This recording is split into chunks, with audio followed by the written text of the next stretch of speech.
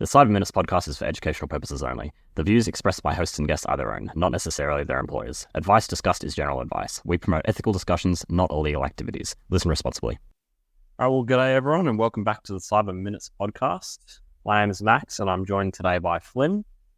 But I thought I'd just bring up as well that we got new mics. So if we sound a little bit different, it's because we're using new microphones, which is, pretty cool. We got gifted some for Chrissy, so hopefully the quality is just as good, if not even better than it was before. And if we sound the exact same, that may be because they didn't work. That may be because had to resort to the other one. I'll probably cut in if I need to cut back to the legacy system we got set up. But anyway, should be good. What we thought we'd start off with first is the 23andMe attack. There's been an update, so what we'll do is go over that real quick. Flynn, do you want to just touch on that, what they've brought out?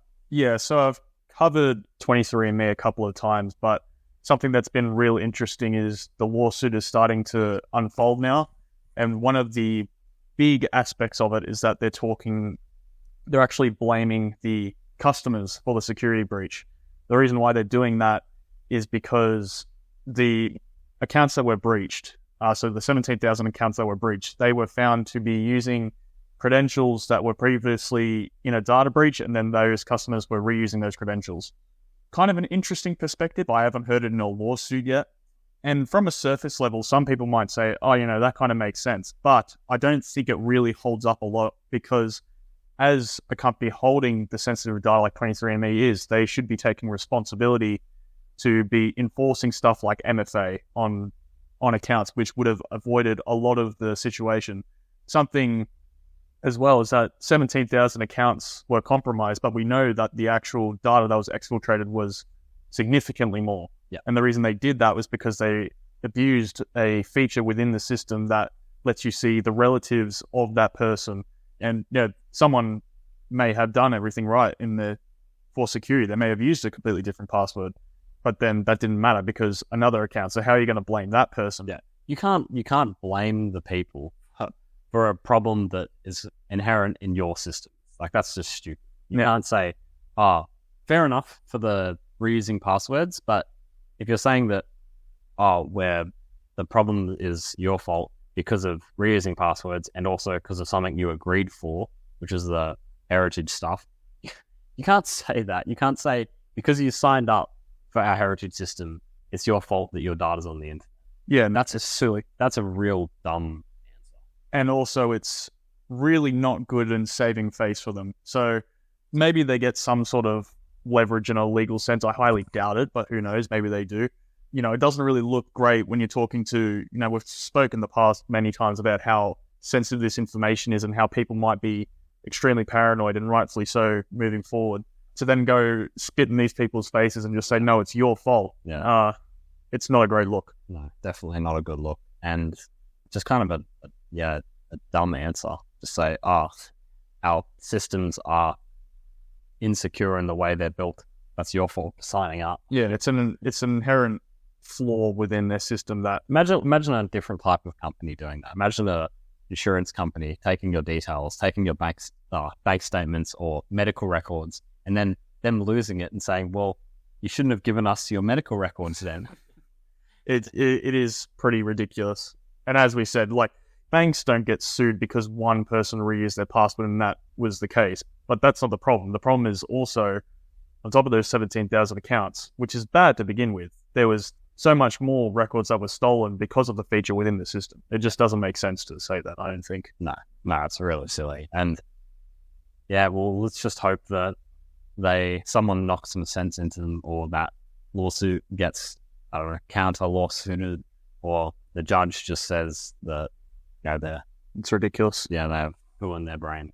Well, I haven't seen many people defending them yet, so that's a positive. Yeah, seem to be losing a little bit of respect in the community, at least in the security community. I can't really speak for the general community, but I suppose we'll see. Yeah. Moving on, there was a topic that I didn't get to touch on, but I was in a conference. It was the SailPoint conference this year. And one of the talks there was an opinion of one of the panelists, which was when you're doing security projects at every level, you need to involve the business.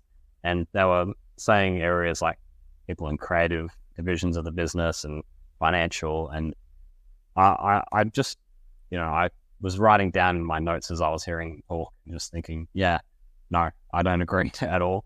Like, I think in some level, maybe in the planning phase, there's definitely a requirement to consult people in the business and check differing opinions on what people might say. But I had a chat to one of my managers directly after, and they said, they agreed with me. They said, yeah, implementing stage and maybe early stage in making sure that the business statement and all of the reasons to have the project in place are right.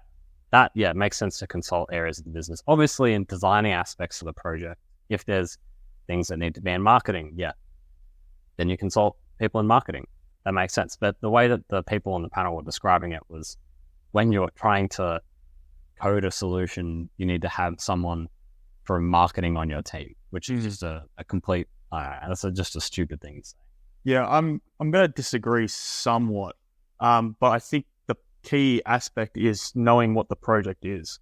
Yeah. Because as I've said in the past, security is a company-wide issue. It's not just IT or the security team, and it really depends on who you're trying to get on board. So a project I suppose mention, you mentioned like a code review, and that's obviously, it's ridiculous to say that you're going to have the marketing team on the code review. Yeah. Doesn't really make sense. In that case, no. But say something like developing an information assets register, I think having all aspects of the business there is going to be extremely, extremely important, because you need to actually understand what your information assets are. And I can sit here and talk about sales point or something like that, but some guy in marketing who actually uses the system is probably going to know a lot more on what it's used for, who's the owner, and who are the custodians and stuff like that. So I think what they're saying is right, but I think that it's too general. Yeah, that's what I was going to say, is the way that they were portraying it was generally, and they were kind of insinuating that every project need people all the way throughout every stage of the development. I think that the way that they were phasing the development was a bit silly as well. It's almost a little idealistic as well, right? Like, you're not going to be able to drag away every single business unit to security every 2 weeks because they want to do your project. Like, they've got stuff to do as well. Yeah, exactly. And at the end of the day, it is a business. It's got to run. But I understand what they're trying to say. I just think that it's important to preface that it does depend on the project. Yeah, 100%. Yeah, but I thought it was just an interesting little topic to bring up. But anyway, let's move on to cybersecurity for remote work. So we were thinking about this just because of my little bit of sickness at the start of the year. Luckily not COVID, and me and Max are right next to each other, so hopefully I don't get sick. Remote work is a nightmare for security, as I'm sure you know, Max. Remote work and COVID, although we weren't obviously in the industry at the time, when you're on site and you have, computers provisioned, it's so much easier to track what's going on, what you can do, place restrictions on computers. When you're working remotely, it becomes extremely more difficult to do, and it also becomes a privacy issue, which is also a security issue, because, you don't want to be on someone's personal phone and making them feel uncomfortable with your employees not trusting you. But at the same time, if you want the best security, you kind of have to. So you got to kind of draw this compromise, and it depends on the size of the company as well. So, for example, a company of 5 people is not going to have the greatest management system ever, where they can wipe your device. It just doesn't make sense. No. But that is a security risk, and with people are going back into the office, but remote work has become such a common thing, and thing people ask for now when they're hiring. They say, like, can you do remote work? Can you do hybrid working? And it does become a big security risk. And then on top of that, it's, you have operational risks of, is this person sitting at home and not doing anything half the time? Yeah. Yeah, you can't really properly manage people when they're at home. You can do stuff like having VPNs and whatnot. There are ways to do it, but like you said, it's hard to do it properly without intruding on people's privacy. So something I've been looking at recently, I've been kind of trying to, I wouldn't say get into cryptocurrency, but I've been curious about it. And I know that it's a field that you've sort of been around a little bit, Max. I was just wondering, are there any sort of major schemes that I should be looking at? Are there anything that I should really steer away from? Obviously, the whole thing can be pretty dodgy. Yeah. So when it comes to crypto and NFTs, there's a few key things to understand. Firstly, I never really got behind NFTs. I'm fairly sure that most of them are scams. And what Microsoft released only a few months ago or last year at some point, was it 90%? Something like 80 to 90% are all scams. Yeah, so 90% of NFTs are scams. The NFT ship has well and truly sailed. Yeah. There's no point in trying to get behind it now. No. But with crypto, there's a few things to take into account. Phishing is a big one. If you create a online crypto wallet, and have any more than like $200 in it, then you're going to get absolutely massacred with spam messages and requests, and people can send you NFTs to your wallet, and obviously these NFTs are just created for the purpose of trying to scam you. The NFT will have, you have won $1 million printed on the top of the NFT, and it's like, scan this QR code, and it's just a scam. So phishing is a big thing to look out for, as well as Ponzi schemes. So this is less sort of cybersecurity, a bit more like money security. There's something that I always do for buying into a cryptocurrency is you can check the ledger online, and you can check the amount of holders that there is for any cryptocurrency. It's never a good idea to invest in any kind of coin that has less than like 10,000 different accounts holding cryptocurrency in it. Like if you have one that has 4 people in it, then obviously you can tell that 4 people own 100% of this cryptocurrency. So if you put money into it and they see it goes up, they're just going to sell it. So yeah, check the online ledger for your cryptocurrency. Beware of scams and beware of Ponzi schemes as well. So there was a popular one, Logan Paul, where they were minting NFTs for people for Logan Paul's game. And what was happening is you could convert some stuff in the game to coins. And Logan Paul contracted sketchy people, and it turned out that, the people who made it made a run for the money, more or less. Yeah. So, if something sounds too good to be true, it is. This extends to crypto as well. If you're looking at a coin that's just gone up 1 billion%, it's probably because one of the creators has just created it 5 minutes ago, and it's not an indicator of the same way as a stock would be. Yeah, it was called a pump and dump, right? Pump and dump. Yeah. Where sometimes people will, create this coin, flood it with like 10 grand. The coin will look like it's inflated. It's inflated, and everyone on the market will see it's gone up by, 10,000, 1,000,000%, start adding money to it. And suddenly the guy who owns 99% of all the holdings of the coin will just dump it once it's actually worth anything. Yeah, your money will be worth nothing. Yeah. So with the Logan Paul stuff as well, that's been interesting because there's been like a whole lawsuit around it recently. Anyone that does care about that stuff, I'd recommend watching the CoffeeZilla video on it. It's quite entertaining. Don't listen to influencers when they tell you about this stuff. You don't know them personally. A lot of the time they're bad eggs, trying to get you to buy into something so that they can then sell and make money off it. Do your own research, do your due diligence, look around, don't be fooled. Would you say that with crypto, is it even worth going for more obscure coins in general? Or would you say stick to the big ones? No, 100%. There's definitely smaller coins that are worth putting your money into. I won't name any because I'm not gonna, give anyone financial advice. But there are small, with quotes on, small coins with holdings of 10,000 people or above that, and that's fair game. There's nothing wrong with investing into anything like that. Obviously, like any other stock, it's a bit of a gamble. Yeah. Only put in money you're willing to lose. Yeah, of course. And make sure you're looking at coins that have a lot of people already putting money into. Okay, so Max, you primarily work in cloud security. I was wondering, are there any sort of aspects of cloud that you see a lot of people misconceptions or they get it wrong? Yeah. I mean, it's a silly sort of broad topic, the cloud in general. I think that one of my key areas that I've been looking into recently, just in like a personal standpoint rather than professional, is identity access management. Identity is a really huge part of the cloud. And what I've seen a lot of people talking about and what I can see just around in the community is, identity doesn't seem to be being done 100% right all the time.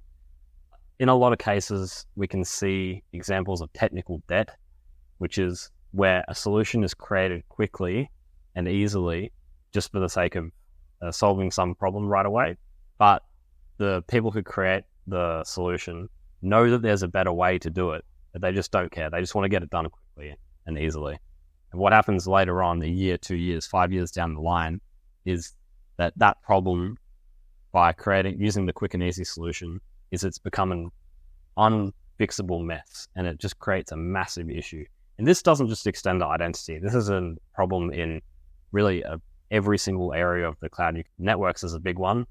Looking at assets, naming conventions, grouping resources together with, subscriptions if you're in Azure or, other areas of the cloud. Yeah, grouping, naming conventions. Even not in cloud security, I see with a lot of companies, they kind of go this bespoke route where they're making applications and, it's this one guy doing it, and then there's a reliance on this one guy doing it.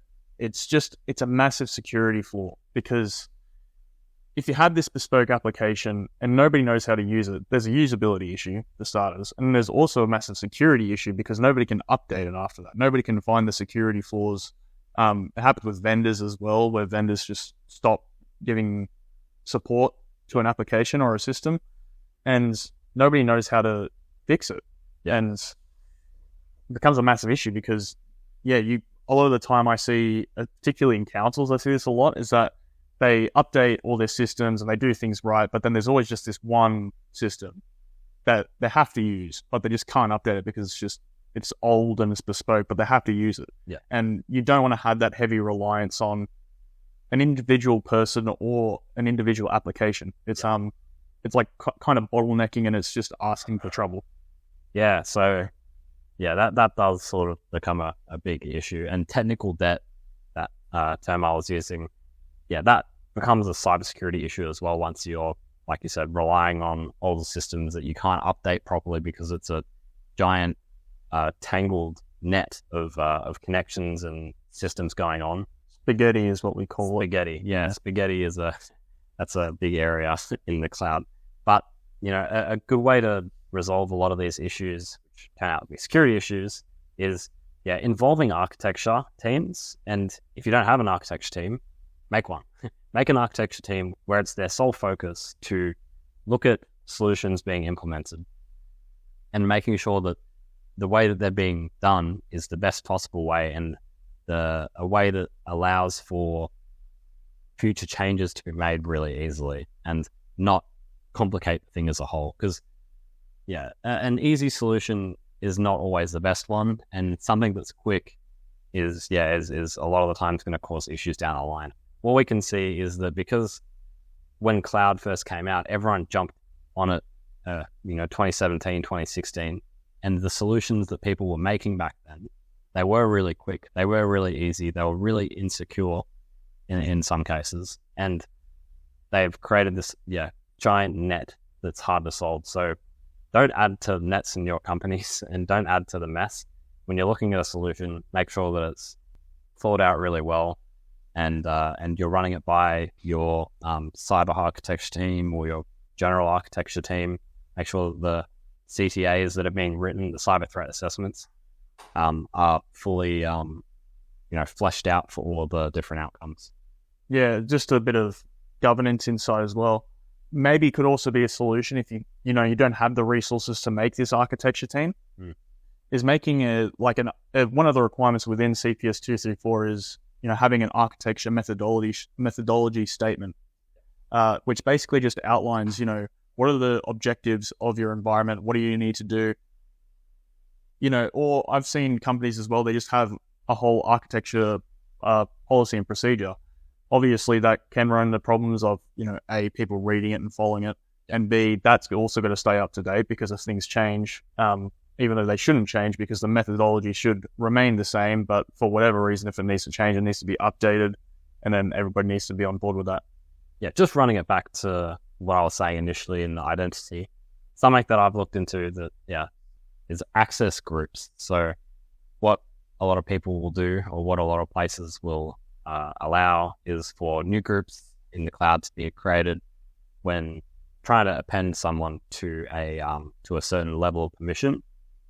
And what this does is it's all well and fine when you only have 10 employees and you've created 10 different groups for different levels of access. But if you're in a big company, it's a good idea to have a different solution in place that's taking people out or in of the right groups at the right time.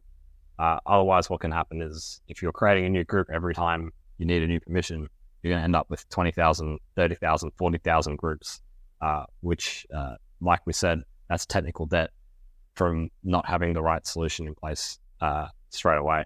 So build smart solutions. Yeah, I suppose it's also like a security risk. I saw something similar, not quite a technical debt thing, but this company had multiple different groups, and it was a really simple thing to kind of overlook. But when they were demonstrating us to it, because we were doing a review on them, they were demonstrating their groups to us, and they were basically showing us, the global administrator. But then the global administrator also had rights to different subsets. And the reason why that was an issue was because, of course, the global administrator can basically do everything. So it superseded those ones. So then they were like, oh, well, it doesn't matter. But the problem is his global administrator gets taken away, or maybe it expires for whatever reason. He would then have access to all those other ones. So it's just about being conscious of that and thinking about it.